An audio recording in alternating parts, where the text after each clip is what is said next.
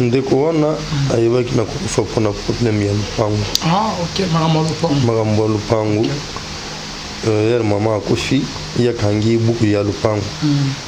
E banoko bazali kosenga ye azali koluka azali kondima kopesa te. C'est ainsi que bayaki kofrape na maladie et puis akufi. On ne comprend rien, papa, dans la disparition de pasteur. Que Dieu soit loué. Aza musali na nzambe moko na yebi malamu. Na bandaki ko na éloquence na yetango zo présenter ba émission. Mais na koye biso eloko moko papa. Bande ko na biso ebele ba pasteur ya ba communauté. Ebele baza ba théologien. Okokuta ke na makambu ya molimo baza makasite. Yesu azoloba prince ya monde azoyepa na ngai mina zana eloko na ye moko te. Papa, soki obotoli eloko ya bato, même liboso ya nzambe oza na raison te. Protection ya nzambe prière. C'est un péché, papa. Soki otubeli, il faut une réparation. Réparation ezani ni restituer le pango yaba en ce moment là on tika le quitte. Mais ce qui croire que parce que ozo sambel oyeba na kopoto le pango oyebani bien que za yabatu yo pe oza conscient que le pango za yabatu papa il est difficile nzamba protéger yo ce qui toza ba pasteur ezate parce que toza na nzambe to sakapare ne oya za yabatu croyant que Dieu va nous protéger te. Parce que naza chrétien na sambelaka na boto la woye za ya batu parce que naza convaincu que nzamba ekobatela ngai jamais frère ozola na ngai nzamba kobatela yote bakolo eloko soki basimbikisi ekozwa yo kolo mwasi soki asimbikisi ata oza pasteur ekozwa yo parce que loko sali eza lisumu et totia maboko likolo ya biloko ya batu te biso bana na nzambe. C'est ainsi que Bible lobi. Contente-toi de ce que tu as, car Dieu lui-même prendra soin de toi. Shalom, shalom, bien-aimés dans le Seigneur. Un grand merci. Nabinonion Stubozo, dans l'épisode de partout. Merci Naba Onion Stuba soutenir vraiment Moussaloyo. Là, je vois les pasteurs. Fais amis à la bouche autorisée de l'Éternel depuis Zurich. Un affilé Moukoya Motema Bivin, c'est de Homo depuis Londres. Peine en Magizé de Luke, le Motema Papa Emmanuel Nabosson. Les frères Papi, Kongé Nanzama Lola, Amon Escozo, la Nabiso Bonzambe, Nabonzambe, Lola, Ezofuta, Simana, Antoya Koloba, Kenzamba, Boto, Koye. Ils se sont bien aimé dans les seigneurs. Même histoire de l'eau, tu as mis les sous papa, ok, boye bien très bien. Papa Richard Kazadi, tu me consoines, si je m'en mine, puis ma camoué belé, et ça m'inambo capé, mituno bo posé qui la fois passée, tu me posé à moi, un peu pour répondre, bisous, tu es shalom papa. Shalom, mon Dieu. Du lobana bandi vo bazolandayo. Nazali kopesa bango mbote na kombo na Yesu Kristo. To continue na kolanda chaîne na biso oyo ezali ko édifier biso régulièrement. Voix céleste. Nzela oyo ezali komema biso na lola. Et oyo tozali koteya oyo basali na nzambe bazali koteya sur cette chaîne. Ezali pona ko préparer bino na oyo ezali enlèvement ya église kala mingi te yesu akoyeba na kozonga ekozala malamu yo bipai ozwami biso topai tozwami tokutani na makolo na yesu même s'il arrivait que na mokili oyo tozala na chance ya koyeba na komonana te. Et que Dieu vous bénisse. Merci beaucoup, Papa Richard Kazadi. L'homme de Dieu, Bandeko, la fois passée, on me gagne un peu pour répondre. Ni surtout les cas qui papa. Premièrement, na du solo, on dit que na émission, na émission, la mec émission, auto ça il bosso, mais on les cas qui ont été, ce qui manque, il y a pasteur, il y a pour faire qu'il ait dit ce qui n'a machine. Ce qui fait que qui est asima qui va kiss le mot ya bon papa on met un peu pour expliquer par après la question de monsieur Oya ndeko wana ayebaki na kokufa mpona problème ya lupango. Ok, makambo ya lupango. Yer mama akufi yakangi buku ya lupango. et banoko bazali kosenga ye azali kondima kopesa te. C'est ainsi que bayaki kofrape ye na maladie et puis akufi. Et après la pasteur moko bana ko leka micro na ba émission mais na temps comme on était je crois mais que yebi aba un peu OK na ba Afrique du Sud mingi aba ko leka na chaîne moko na otangi lo comme on sima pasteur wana papa mukula matanga na to kenda avec journaliste un pasteur journaliste ou un pasteur ba musicien ba lobi pe ki bada ki ba boma ki parce que boto la ki le pont en famille a comment ko voir na wana à l'église a comme sur le pont en famille le pont naïe aboyi batekango na mukula matamba yako bake bandoki bali alors jour à matanga na tant que azaki pasteur azaki en même temps journaliste confrère to kena matanga na to yoki ke non babomaki pasteur bandoki nde baliye babomie pona makameta le pont wa famille yo pe camarade no moko ba collègue no pasteur oyo yebi akufi sous na masina bikolo toujours ya mapango ya famille papa. Par là, comment me expliquer bisoté Bible que celui qui est en nous est plus fort de celui qui est dans le monde. Et celui qui est en nous est plus fort de celui qui est dans le monde, papa. Qui s'en mungi et koki au bang en mungi qui mumine faut à bang qui s'en mungi. Mais on ne comprend rien, papa. Dans la disparition, il y a un pasteur. Que Dieu soit loué. Azamu sali nanzambe moko na ebi malamu. Na banda ki kosekena éloquence na yetango azo présenter ba émission. Mais na ko yebiso loko moko papa bande kona biso ebele ba pasteur ya ba communauté. Ebele baza ba théologien. Okokuta ke na makambu ya molimo baza makasite. Nde loko ya liboso ba mususu kutu bandimela na bango Yesu te. Parce qu'il y a peine à Sambela, na ba communauté. Vous comprenez? C'est que tu as vu que l'église protestante est la communauté est belle. Na ba église où on a plusieurs pasteurs ngai na Sambela kuna ba yebaki na bango nzambete. Mais c'est comme un canal où ils ont offrir mutu une meilleure vie plutôt ndenge moko na epa ya ba catholique ceux qui m'ont accueilli séminaire à celui-ci grand séminaire a commis prêtre a pris en charge par l'église porte ya ba voyage fungwami et il a de l'argent en main tout le temps c'est que okukuta ke bato ebele bazo s'engager kuna ne fisque po ba vie na bango ezala malamu mais tolungu aspect wana parce que tulingi tolobelaka ya ndeko oyo Yesu azoloba prince ya monde azoyepa na ngai minazana eloko na ye moko te. Papa, soki obotoli eloko ya bato même liboso ya nzambe oza na raison te. Protection ya nzambe prière c'est un péché papa. Soki otubeli il faut une réparation ezani ni restituer le pango ya bato en ce moment là otika likiti. Mais ce qui croire que parce que ozo sambel oyeba na kopoto le pango oyebani bien que za ya bato yo pe oza conscient que le pango za ya bato papa il est difficile nzamba protéger yo parce que nzambe ye moko soki abandi kolobela yo moko te akobanda kolobela atana minoko ya bato mosusu pour comprendre que vous allez dans le péché. Papa, je te dis Akab azalaki roi ya Israël abomisi Nabot pona tina na héritage. Nabot tekelanga bilanga Nabot alobi na kosala yango te eza héritage depuis bakoko batata bateka yango te batikeli biso bana na kotekela ndenge parce que zelo ya famille.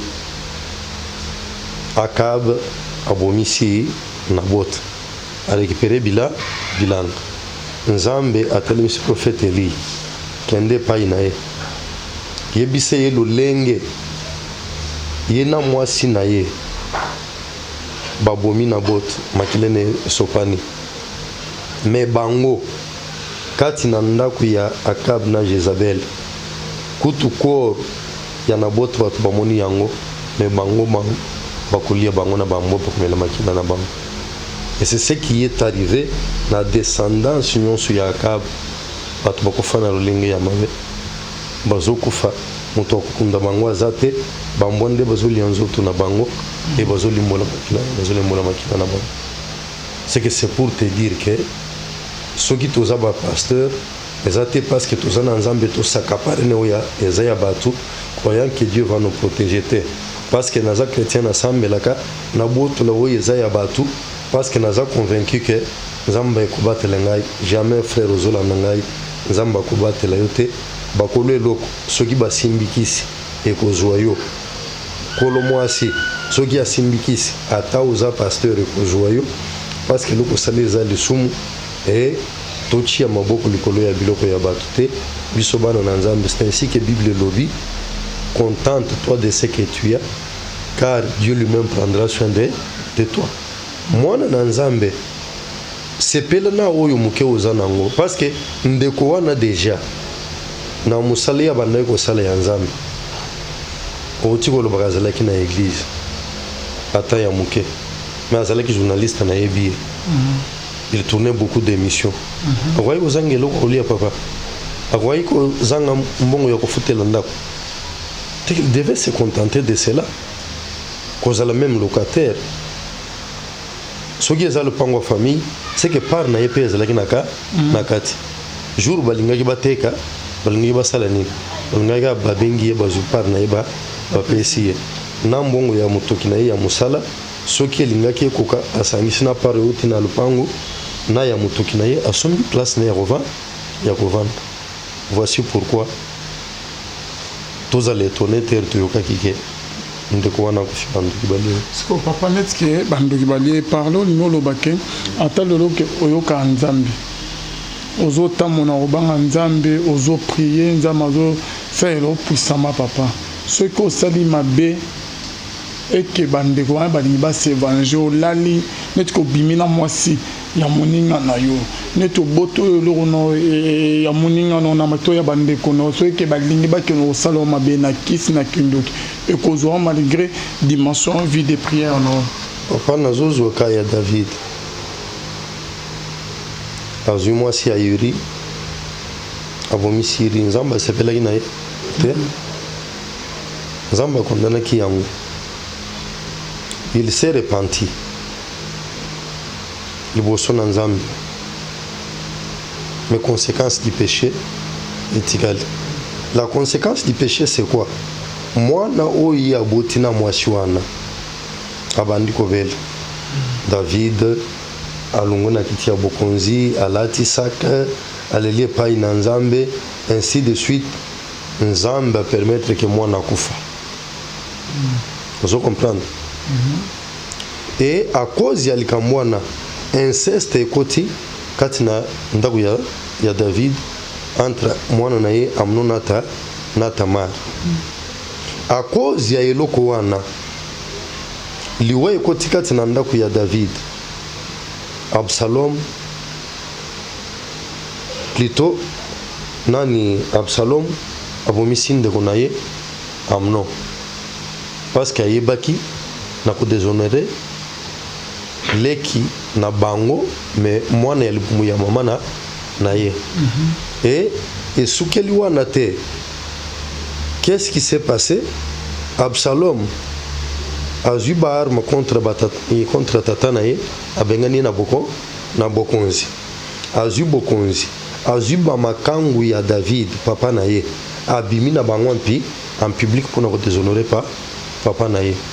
Pourquoi? Pona lisumu moko oyo tata na ye azalaki asalaki ya liboso ya kozo mwasi ya bato lisumu ya mibali ya kobimisa mobali ya mwasi wana. C'est que c'est pour te dire papa ata kosambelaka ndenge nini ata koyo oza mosali na nzambe oyo akopesa biso badetail nyonso ndenge toza boyo bandi koyebisa biso lobi na 9h ekozala boyi lobi na 15h ekozala boyi na date tele ekozala opesi biso programme mobimba deja ya année kino ndenge kosila tondimi yo mosakoli eza molimo mosantu moto alobi kati na yo mais bato bazotambola na bobangi na nzambe te. Même Yesu azokebisa bango deja alobi ce jour là même tango bokoya liboso na ngai nakobengana bino nalobi nayebi bino te bokoloba toteyaki na kombo na yo tosambelaki bato bazwi miracle ya guérison na kombo na yo nakoyebisa bino je ne vous ai jamais connu éloignez-vous de moi parce que bozalaki kati na masumu yo prophète yo pasteur yo apôtre yo docteur yo évangéliste yo mokristo oyo ozali kotambola na lolenge ya mabe yebaki ozomikaba yo moko na maboko ya banguna na yo moto ozosalela mabe soki akoteli yo bonganga soki alakeli yo mabe ekoyeba na kozwa yo banga nzambe. Papa, toujours dans Katabi, je comprenais qu'il était temps que dans autres temps là. Passage on a pris avec David Kobimana, moi si il y a militaire naïe. Bah lui que David, tant que comment il s'appelle, prophète Nathan, a révélé en gros. David a commis qu'au prier, à l'Élie, à prier, à gêner. Mais malgré que prière naïe. C'est comme si que prière ya David Nzambe a yoka ki ngote l'homme de Dieu. Merci beaucoup papa. Seigneur qui pardon, il est le Dieu miséricordieux. Ah on a lingi mutu nyonso oyo azolanda ngai yoka. Papa, il y a une différence entre le péché et la conséquence du péché. Soki na sumuki na minute oyo na fukami na sengi pardon pas nzambe alingisingai mais la conséquence du péché de mère nzambe akolo la conséquence sinde nazoloba papa la conséquence du péché de mère parce que il faut omona elembo yake mabe yo osalaki eboteli yo bolamu te eboteli yo nde mabe ekoyeba na kosunga yo aux décisions. Vous voyez qu'après papa que David a dit moi c'est un mouton sauce.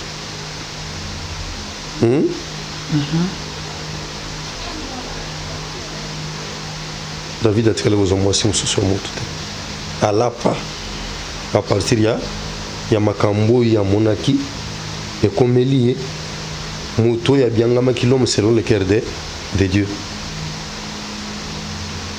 Nzamba tikaki ya mona makambo nyonso ana attirer les sona na yawo ndeo muni mutu lokola David akofika na bon Nzambe parce que David abandaki ko analyser aussi azalaki apte na kosenga pardon mais il comprenait aussi ba conséquence ya péché était malam mais au contraire mutu oyo ayoka Nzambe te mwana na ye Salomo abandaka na Nzambe mais Salomo asuka musika na Nzambe parce que jusqu'à sa mort Nzambe azo reproché ye likambu yake azwi basi ya bapaya azwi banzambe ya bapaya akotisi bango kati na Israël. C'est ainsi que kutu Nzambe azo yebisa ye nalingaki na panza royaume na yo mais lokola nalakaki David mosali na ngai na kosala yango te mais après yo royaume oyo ekozala divisé. C'est ainsi que Salomon akufi mwana na ye Roboam a eu pouvoir Nzambe apasoli Israël en deux. Bikolo mibale tribi ya Juda na ya Benjamin etikali na ngambu ya Roboam mwana na Salomo et bikolo 10 ya Israël ekeisima ya Jéroboam oyo azalaki serviteur ya Salomon. Vous comprenez papa la conséquence du péché. Nzambe atikaka conséquence du péché et yeba na kokoma pour enseigner bato. Nazo biso ya ozolanda ngai osali sumu ya liboso ozuizemi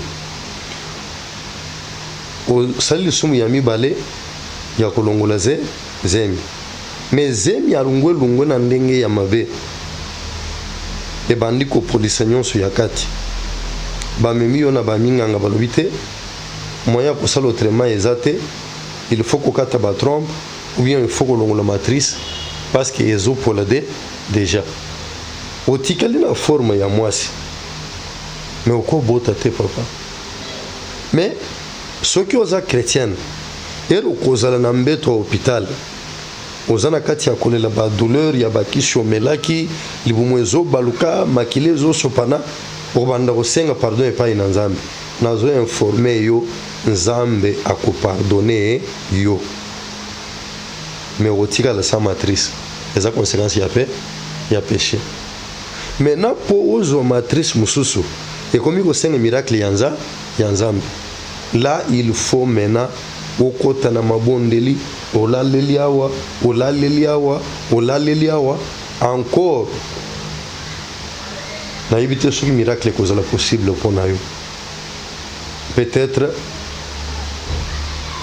nzambe akoconsoler yo aye kopesa mobali oyo aza peut-être déjà na bana oyo azoluka mwasi aza na besoin ya kebabota te mais besoin kaka ya baencadrer bana bayeba na kokola papa. La conséquence du péché c'est quelque chose de réel. Merci beaucoup papa. Nzambe ko pardonner yo mais atiki o vivre na conséquence ya lisumu ozalaki ndumba ya pasteur okutana mwasi moko azana sida obimi na ye osengi nzambe pardon terrassé par la maladie mais nzambe alimiso mais a permettre yo okufa. C'est possible okufina yo okei papa parce que omoni nzambe ayebaka biso koleka biso moko papa. Nzete nyonso ezali kookipe mabele inutilement papa. Bible ezoloba ezali appelé ya kozala couper parce que ezookipe mabele yi inutilement. Nzete wana eza image na biso bato eza image na biso bana na nzambe. Soki nzambe abengi yo na ngai lelo tozala ba chrétien c'est pour un but. Soki nzambe abengi yo na ngai tozala basali na nzambe c'est pour un but. Mais soki tozali ko dévier par rapport à notre mission tokomi inutile liboso na nzambe. Et là toyeba ke nzambe akoki ko permettre à cause ya lisumu oyo sali et nzambe akomona ke soki natiki moto oyo akosala lisusu masumu ebele akokomprendre te lokola auti se repentir na moment oyo derrière cette maladie olie nazongisela ye bomo epo akontinue na kosumuka nazwa kaka amna ye. Tolobaka problème ya Ezekias papa nzambe atindi maloba atindi prophète Isaïe ayebisa ye ke non ayeba na ko préparer succession na ye parce que azokufa ndeko oyo atali na mire aleli makasi nzambe tika ngai nzambe abatiseli ye 15 ans mais papa 15 ans eservaki nani parce que pendant 15 ans ndende Ozias aye kobota mwana na komba Manase mwana oyo tangu ya kokufa aye koma mokonzi mais azalaki un roi méchant kati na Israël azalaki un roi oyo ayebaki na komonisa bato pasi amemi libota kati na pasi. C'est que ces 15 ans là avaient suffi kaka pour na koyeba na kobota cet homme là méchant et puis koya kozona décision ya mabe ya que non yenda remplacer ye.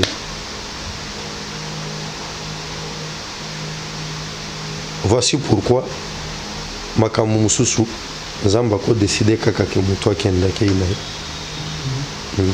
Papa quelque part toujours na ndezo beta du solo. Autre beta du solo moko tant passage mo ya Bible au lobi que Jésus azoy que na nzambe Satan aye vers nga m'a trouvé et lo connaît kati na nga te et nga ko la tsani par là. OK, que Dieu soit loué bandeko bozola nangai. Tozana biloko ya Satan ebelelelo. Parce que ce que tout le monde na nzambe eloko ya Satan ye ayebi eza kozala na kisi na ndako eza kozala na biloko ya magie na ndako eza kozala na biloko ya kindoki na ndako. Nalingi nayebi soki nganga ndoki magicien baza bapagano baza bana na nzambe te.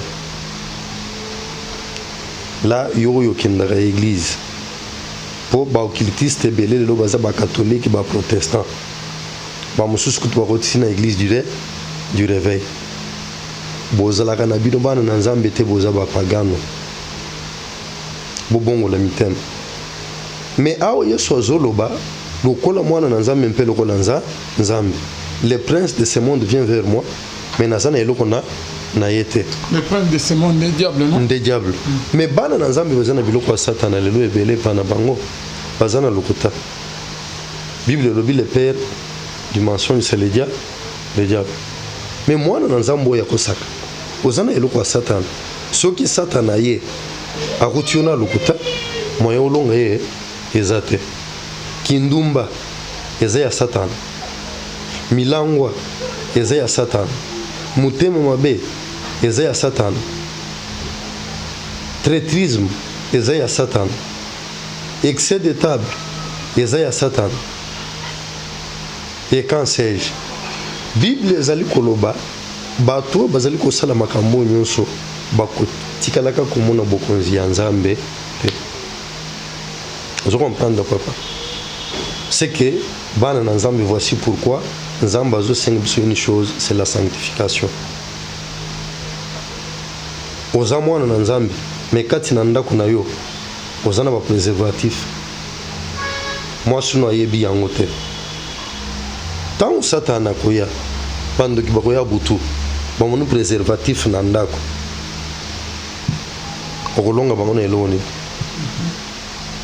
ezali biloko na bango oza mwana na nzambe kati na ndako na yo oza na bapilile oza na mobali kasi omelaka biloko wana mobali ayebi te parce que olingi koconcevoir te bapesaki yango epa docteur c'est ça biloko ya satana papa ndenge nini okolonga bandoki ozolanda ngai kati na ndako na yo eza na babouteille ya bavin oyo eza kati na ndako baliqueur forte eza kati na ndako na yo babiere eza kati na ndako na yo yaya kokende église esalaka te ke moto azala mosantu kozala mosantu eza kolonga lisumu tu as toutes ces choses voici pourquoi jusqu'aujourd'hui omilelelaka kaka kambieme mosambelaka soza na eloko ya satana kati na ndako na yo frère mwasi oyo oza na ndako na ye na ndako aza makangu te obala ye te eza libala ya satana oyo bino bosali eza na volonté ya nzambe te voici pourquoi satana azolonga yo oza na mobali oyo ayelaka yo na ndako sere osambelaka mobali wana azalaka mobali ya bato ayaka mpe alali na ndako na yo oyebisaka ye mpe ndenge ndenge moko ayebisaki ngai makangu na ye azokotela ye jeune prière mpona baproblème azalaki nango nayebisi ye ndeko losambo wana nzambe akoyoka yango te aza mwasi na yo te mwasi oyo nzambe akoyokela aza mwasi na yo ya ndako me oza na mobali ya bato oyaka na ndako na yo eza eloko ya satana te yango wana ozosambela moyen ozoya yo mobali eza te moyen mpe opambola moza te osambelaka oza kaka derrière mibali lelo otiki oyo ozoyebisa bato nini nazosenga nzambe apambola ngai mpona tika bavi ya bango ya mibali eza kaka souffrance oyo tala kaka nde ezotinda biso tika souffrir na nzambe okosepela mpe na nzambe. Merci beaucoup papa Richard. Toujours koba na émission na biso rien que la vérité mais toujours auto beta biso ya pasteur Baliaki na bandoki et dali pe na kamsu pasteur en pleine prière je crois mais qu'il y aura pe basango en pleine matière du bonsoir cher pasteur Akoya Kofi en pleine prière pasteur Akoya Kofi on appelle ça liwa ya nzambe to ezaliwa moko ya bien te papa. Que Dieu soit loué papa pour na mutuna nazozonaka ya ndeko Jean-Baptiste azalaki mosali na nzambe Jean-Baptiste bakangaki ye mpona immaturité parce que atelemaki en public akangi contre roi okozwa mwasi ya défunt frère na yo te mibeko ezali kotelemela yango bazoloba roi asilikaki mpe alingaki koboma Jean-Baptiste me azalaki na bobani. Mais en faisant cela, Jean-Baptiste ayebaki na kosumuka liboso na Nzambe te parce que ateyaki liloba na Nzambe, mais immaturité ezalaki ke motu wana azalaki mokonzi aza na manduki aza na décision ya kokangisa yo voire même ya kobomisa yo. Il a fallu azwa sagesse ya Nathan parce que David azozo mwasi ya iri Nathan ayaki te atelemi liboso ya lopango bandi kokanga po ayokisa roi soni ayaki na sagesse aluki kutu parole de sagesse. Mokonzi eza na mutu moko aza na bibwele ebele eza pe na ndeko moko aza mobola aza na ebwele ka moko me mutu aza na bibwele ebele na kati ya butu ayambi mopaya olie azo moko ya bibwele na ye abomela ye akei kati na ndako ya mobola azwi ebwele na ye wana moko aye nango abomeli mopaya. David lokola roi na mampinga na décision ya kiakolo babubu mutu alobi mutu alolenge wana ilifo akufa ezanan c'est que David akomaki pressé ke bapesi kombo ya mutu wana atinda bakende ko okanga ye bapesi etumbu ya liwa abiste mokonzi na ngai mutu ngo ezayo Nzambe azosepela na likambo oyo osala yo oza na basi ebele yiri mosali na yo ezaka na mwasi moko tala ozwi mwasi na ye epo obomisi ye Nzambe atindi na ye biso asepele na likambo ngo te. Papa, est-ce que David abomisaki Nathan te po bazalaki bango mibale amibwaki directement na mobolongo abandi kolela lisumu na ye liboso na Nzambe. Jean-Baptiste aye kokufa. Mais nalingi na ye biso aussi ke liwa ya Jean-Baptiste parce que Jean-Baptiste akokaki korégner ensemble avec Christ te parce que ye ayaki mpona kobongisela Christ nzela mpo na boye ya Christ. Jean-Baptiste a présenté Christ mais bato bazalaki divisé entre Christ na Jean-Baptiste. Tokende pa ya Jean, c'est ainsi que Bible ezolobela badisciple ya Jean babandaki continuer na koexister badisciple pe ya Christ bazalaki. Il a fallu que Jean-Baptiste ayeba na kodisparaître et Jésus-Christ ayeba na korégner. C'est que ezalaki liwa oyo ezalaki selon la volonté de Dieu.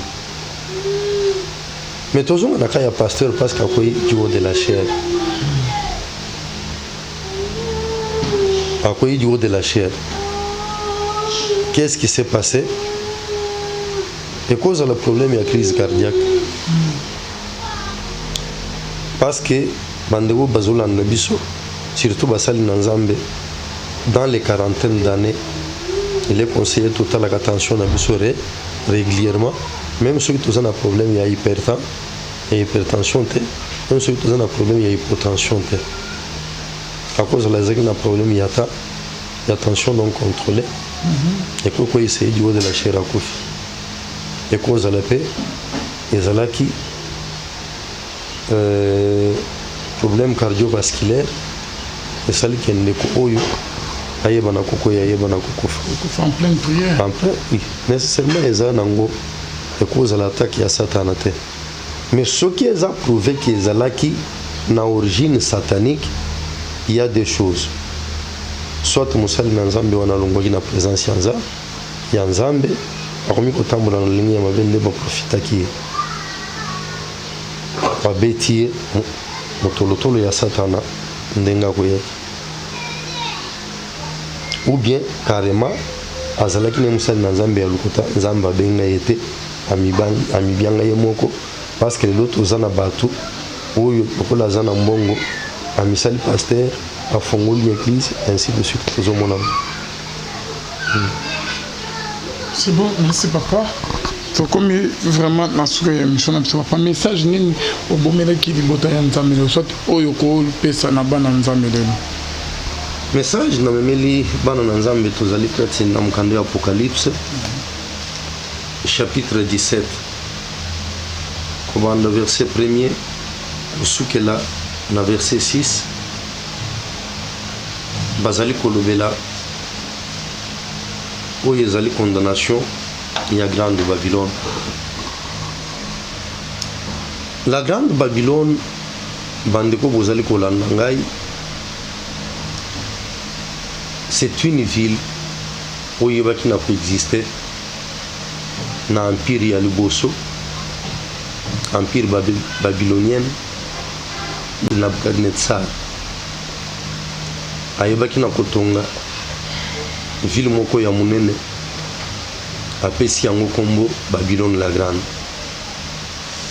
Mais ce n'est pas de cette ville-là dont on parle ici. Awa bazali kolobela cette église apostate où ils allaient régner aujourd'hui le colo il y a 4e empire où ils allaient empire romain rénové ou bien autobengi aujourd'hui l'Union européenne. Et cette église, c'est laquelle? C'est l'église catholique romaine. Ah, on a expliqué parce que ceux qui bokei et pas dans l'église catholique, bakoye bisabino, c'est si que Pierre nde azalaka pape na bango ya liboso. Mes frères et sœurs, yo zali kolanda ngai yo kangai. Ce n'est pas cette église ici où ils allaient secte romain. Parce que l'église Pierre ayebaki na kokamba bandaki ko évoluer malamu. Mais tant l'église est celle qui erreur. Ya koyeba na ko signer mariage. Na où ils allaient pouvoir politique. Na tango ya empereur romain na kombo ya Constantin. C'est à cette époque-là l'église a perdre le pouvoir au profit du pouvoir politique. C'est ainsi que cette église apostate est kobotama. Nde tozomona lelo soki okende na Russie okoyeba na kokuta église catholique orthodoxe ainsi de suite eza kokabwana et l'église catholique originelle des sectes romains et botani. Et secte romain tango botani secte wana et les politiques ya koyeba na conquérir le monde. C'est ainsi que mes frères et sœurs bokoyeba na komona que ce soit l'Afrique, que ce soit plusieurs pays à travers le monde, les alaki colonisés, les alaki complicité, il y a cette église apostate, secte romain du nom de l'église catholique. Et cette église, et na koboma, mouvement nyonso oyo bandaki kotelema pona koyeba na kolobela kombo na Yesu. C'est ainsi qu'il y a plusieurs hommes de Dieu, envoyés de Dieu, oyo makila na bango ezala qui répandu par cette église ou bien cette femme apostate. Ndenge tozali komona yango na verset 6 bakomi, j'ai vu cette femme ivre du sang des saints et du sang des témoins de Jésus. Et cette église jusqu'aujourd'hui, ils ont continué à kosala mabe les kati na mokili. Toyeba ke idée ya Union européenne et outi na pape Jean-Paul II. Mais tant l'Union européenne est botami, où ils ont le 4e empire, selon la prophétie de Daniel, qu'est-ce qui s'est passé? Cette église est allée dans l'ombre mais la politique va l'équilibre. Mais je vous dis que Bazali n'a poids, il y a makasi à travers le monde entier. C'est ainsi que Bomonaka, le président Nyonsu Yamokili, ceux qui ont au pouvoir, déplacement n'est à Liboso, il fallait que nous fassions yango na Europe, à Rosanga te collègue na Vatican. C'est une petite ville, mais où ils vendent les collègues à richesse c'est belé, bas diamant, bas or, bas cuivre, bas étain, bas zinc, bas uranium, bas germanium, bas coltan, où ils ont na makila où ils ont les kosopana na ba pays à tiers monde. Cette église bien aimée, je pèse bien mes mots, ils ont servi les embêtés, Kassi, ils allaient servir Satan. Dans le verset de ma commune, l'obiste avec elle, que les rois de la terre se sont livrés à la débauche, et c'est du vin de sa débauche que les habitants de la terre se sont enivrés. Vin oyo ezamate ya lukuta oyo bamemeli bato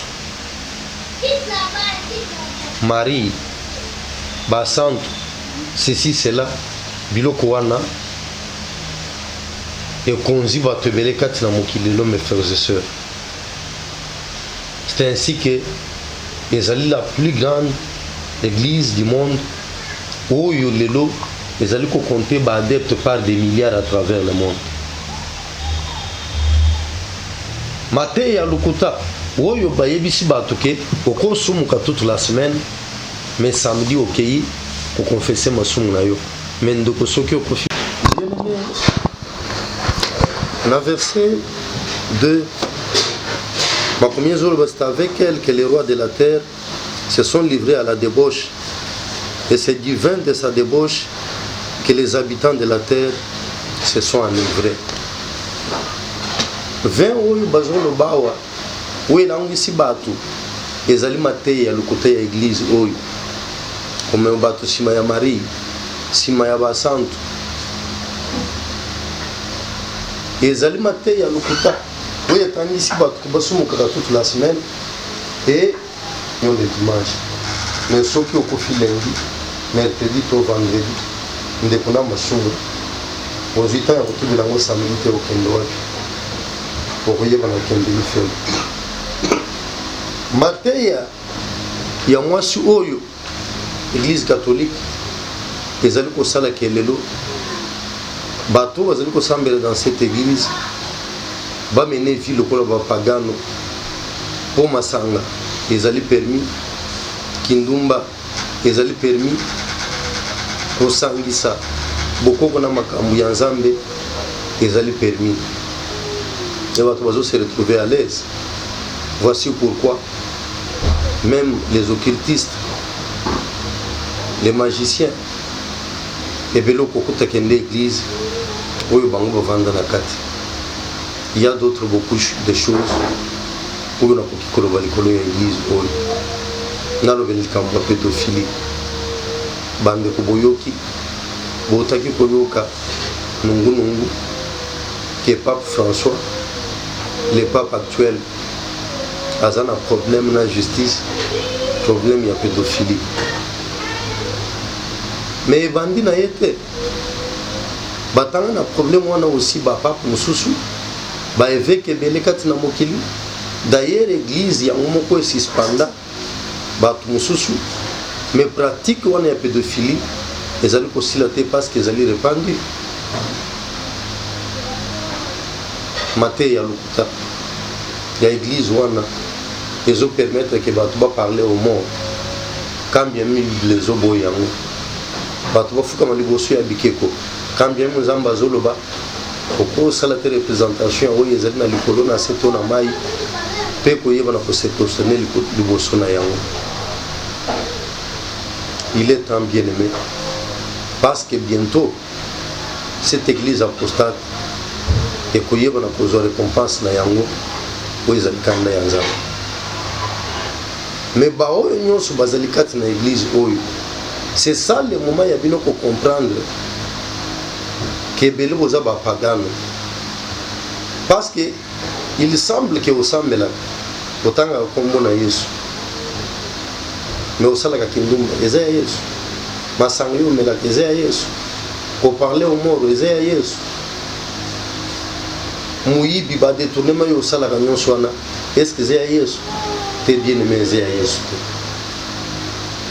Dans l'église oyo les lobarwa ya mokili Bible lobi bazo sala débauche na mwasi oyo elingi koloba nini bien aimé tala ndenge bakonzi oyo baza na puissance bazo imposer bakonzi na bapays ya tiers monde bazo tia bato bango oyo balingi baoyo basepeli na bango te bademetre bango mais banani bazalaka kati na baje nyonso wana eza église wana nde esalaka mosala wana bacoup d'état toyokaka ezosalama na mokili baespionnage pendant bitumba c'est toujours cette église qui est derrière ces choses ndeko naza na problème na église oyo te mais naza na problème ya bapratique oyo église oyo ezosala parce que bazotanga kombo na Yesu mais bazorenier où ils ont la force ya komboana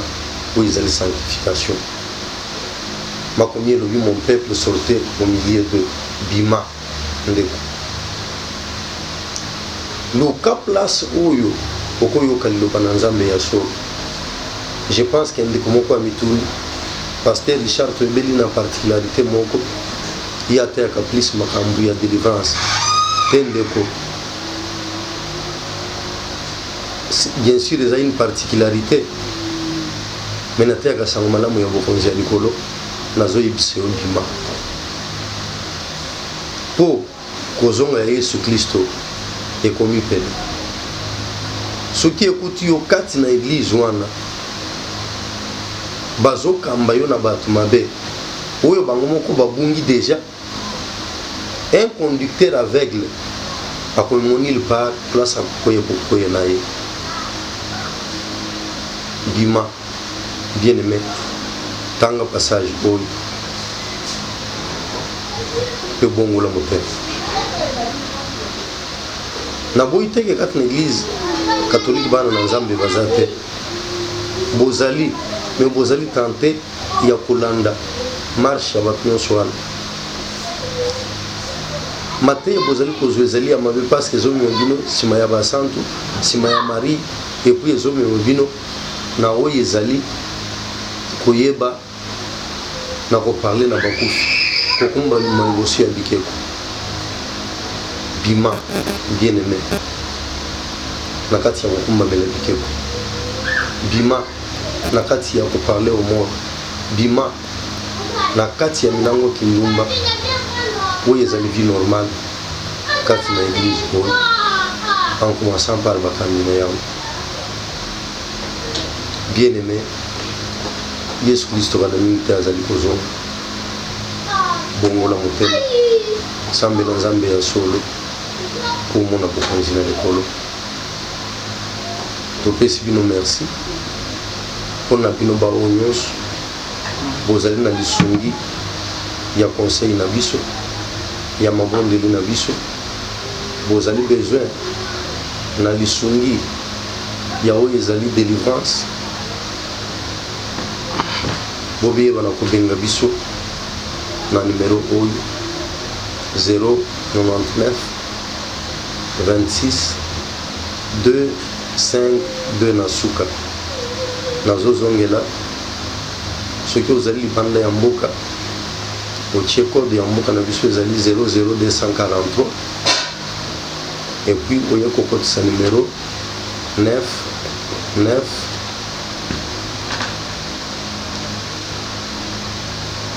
2 6 5 0 2 5 2 numéro oyo ezali sur WhatsApp okozala dessus te okomona loboko na nzambe nzambe na lola ayeba na kopambola bino nzambe na lola apambola mosali na ye papa ville que Dieu vous bénisse et à la prochaine.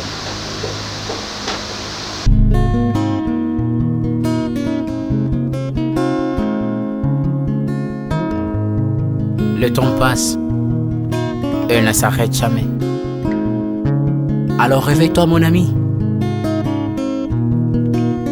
Et tout ce qui nous quitte chaque jour, laisse que cela nous serve de leçon. Car à chacun son jour, à chacun son tour. Peut-être demain sera ton tour. Alors réveille-toi et prépare ton âme. Car un jour,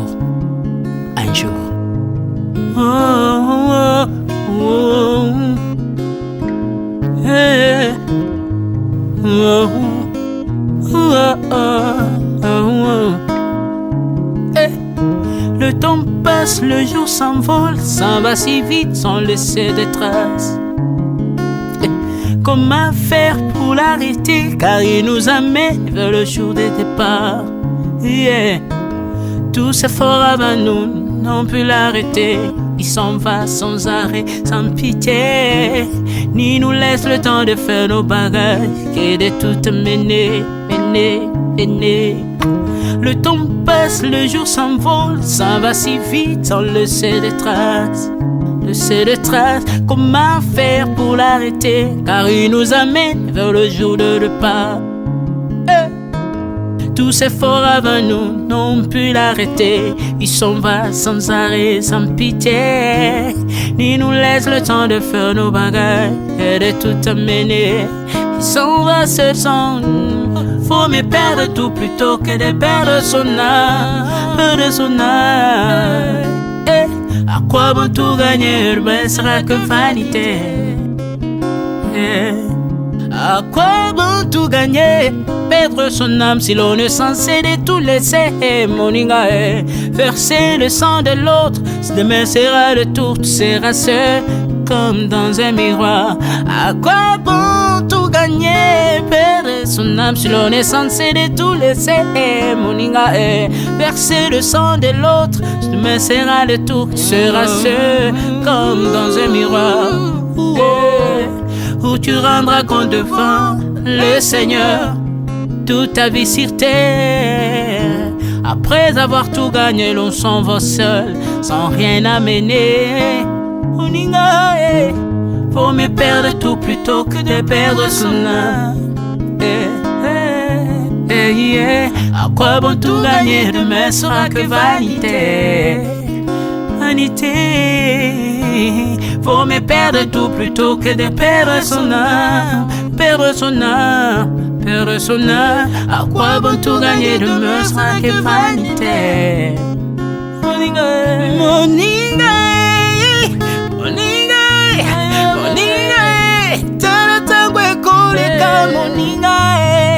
Moninga, tala bato bako kende. Kosala lolendo na mokili okanisi mokili yango yayo, tala bato bakoleka. Tango ekomema ngai, tango ekomema, tango ekotika moto te. Bakulutu bayakala basi bakende, moninga tala tango ekomema. Papi Charles Mombaya si akenda kala, otango eza komema. Ya Marie si akenda ye, misa mungolo we, tala tango ebebi ye o. Papa de baba si akenda kala, tango eza koleka. Ale moloto we si akenda kala, otango eza koleka. Ata mobutu sesese kokukungwendo wazabanga asi akenda kala, tango eza koleka. Muse Laurent Désiré Kabila akenda kala, tango eza koleka. Tango ekotika moto te, tango ebangaka mokolo te. Liwa bangaka mokolo te, abangaka peleki te. Abangaka motambongo te, yokaka pe mobola mawa te. Liwa tango yaka, amemaka moto nyonso tango ekoleka, lengela bomoi na yo epana yawe. Tango ekomema, lengela bomoi na yo, mokolo na yo ekoya, okokende ndenge nini. Le temps passe, ne s'arrête jamais. Le temps passe, moninga, tala tango ekomema.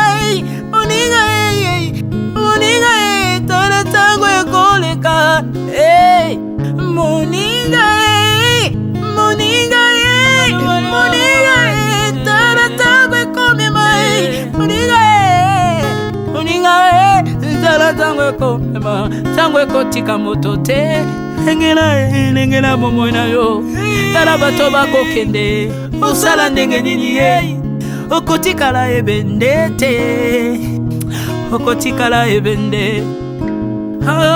Le temps passe, ne s'arrête jamais. Le temps passe, ne pardonne jamais. Le temps passe, ne s'arrête jamais. Lengela bomo Monila ngwetala masebushi wakenaka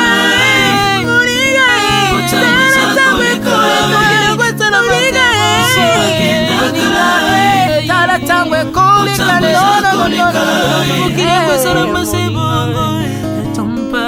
Kolonyo sobato bakoke tangwe zakoleka Alela ponani Alela ponani tangwe zakoleka Ai tangwe zakoleka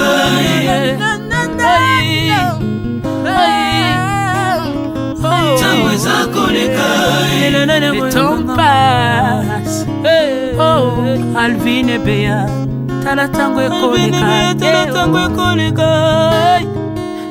nabongisa bomona nga mpona nini bato bakokende biloko nyonso ekoleka nalelalela ntina nini natangisa makila na boma bato mpona nini soki nyonso ekoleka un jour nabanga kufa mpona nini soki naza putulu ya pamba mokolo ezali na koleka. Le temps passe.